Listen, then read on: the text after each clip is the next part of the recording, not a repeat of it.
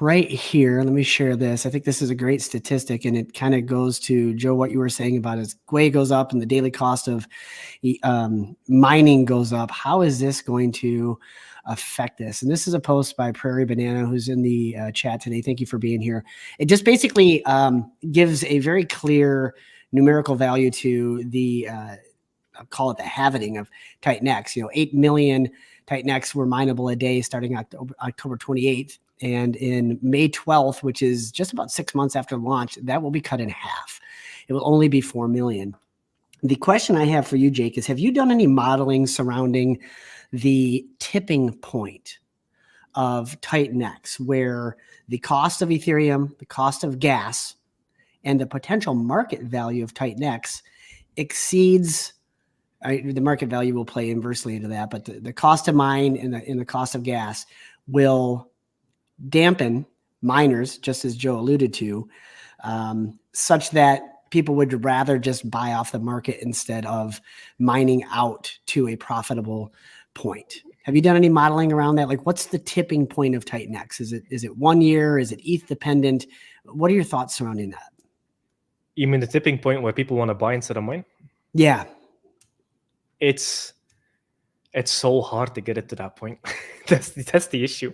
Because with the buy and burn, like for it to operate at miner cost or below miner cost, like the market price, is so goddamn hard. It's not going to happen. From what I've seen in the models, it doesn't happen. Because even I ran some economic models on TitanX, and even if it's just the buy and burn, Hyper didn't exist. There's no projects burning Titan whatsoever. TitanX should become net deflationary roughly 700 days in. Okay. Just net deflationary, meaning that the amount of supply coming out every day is less than the amount being buy and burn, just the buy and burn alone, not Hyper existing. If Hyper exists, the supply might actually be net deflationary 250 days in, 200 days in. Like, it could happen very quickly, because just to give a little bit of context, on I think day 8 of the protocol, there was and actually I think it was day 12. Day 12 was like 280 billion TitanX liquid. Because I consider stake TitanX burned, because that's literally what happens in the contract, and then people remint it after they end their stake, similar to how hex staking works for custody reasons. It was 280 billion on day 12, and now day 35, and it's only 362 billion. And we've been through a massive wave of miner claiming. So for roughly 10 days straight, the supply was already net deflationary. Wow. Only 20 days into the protocol. So as time goes on, it becomes harder and harder to mine. People get less and less. The buy and burn, Ethereum becomes more valuable, so the buy and burn also starts buying and burning more, because it has more dollar ammunition, basically, to buy and burn. So we could do it a lot faster than 700 days. If Ethereum price 2x's, it also becomes 2 times more expensive to start your miner, and you get less. It's an exponential kind of effect. So net deflationary status, I think the moment Hyper goes live, we hit it.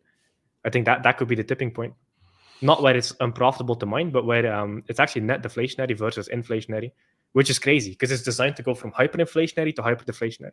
And hyperinflationary for a good period of time, like 2 years. But I think we just might do it way, way faster than I could have ever expected.